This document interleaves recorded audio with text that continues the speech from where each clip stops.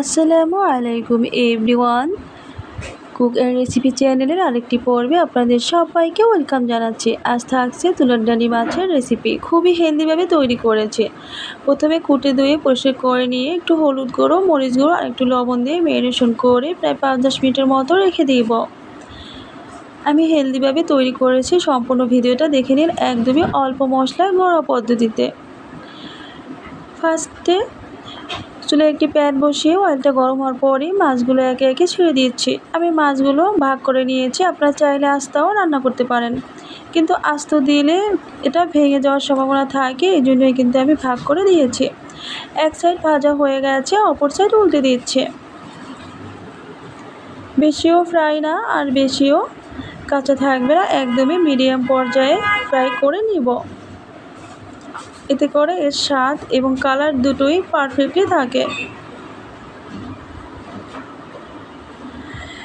এটা খুবই soft, because এই জন্যই একটু ডুবো তেলে এটা ফ্রাই করতে হয়, তাহলে মাছটা একটু ভালোভাবে ফ্রাই হয়ে যায়। যে তেল ছিল, তেলের ভিতরে 1/4 কাপ পেঁয়াজ কুচি অ্যাড করে দিয়েছি। কিছু টাইম পেঁয়াজটা ভেজে নিব। এভাবে ভেজে নেওয়ার পরে আদা পেস্ট, রসুনের পেস্ট, পেঁয়াজের পেস্ট, জিরে পেস্ট অ্যাড করে দিচ্ছি।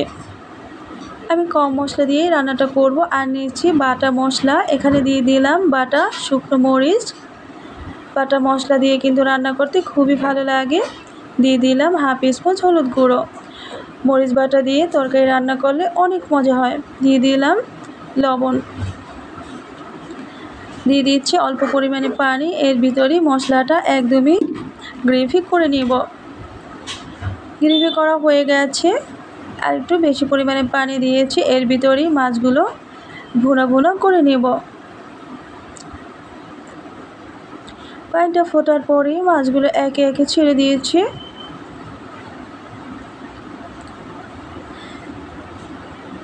নাইনটি 90% কুক হয়ে গেছে। উপর থেকে একটু এলাচ গুঁড়ো, দারচিনি, এলাচ গুঁড়ো ছিটিয়ে দিলাম।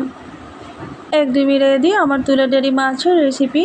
দেখতেই পাচ্ছেন কতটা কালারফুল হয়েছে, দেখেই বোঝা যাচ্ছে কতটা লোভনীয়।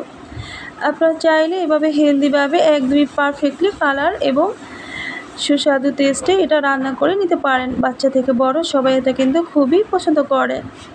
মাছটায় খুবই কাটা কম, খেতেও ভীষণ ভালো লাগে।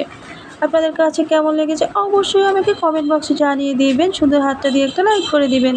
বন্ধুদের সাথে শেয়ার করতে ভুলবেন না। তো ভালো থাকবেন, সুস্থ থাকবেন। আবার দেখা হবে নতুন নতুন ভিডিও নিয়ে। আল্লাহ হাফিজ।